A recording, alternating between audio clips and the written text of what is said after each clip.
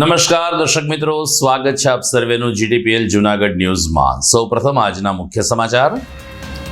ગુજરાતની 26 સહિત કુલ 94 બેઠક માટે આજે ચૂંટણીનું જાહેરનામું પ્રસિદ્ધ।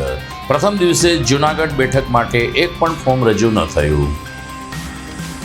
વંથલી તાલુકાના ભાટિયા ગામની પ્રાથમિક શાળામાં દાતાશ્રીના અનુદાનથી તૈયાર કરવામાં આવેલ ટોયલેટ બ્લોકનું લોકાર્પણ કરતા રઘુવીર સેનાના આગેવાનો।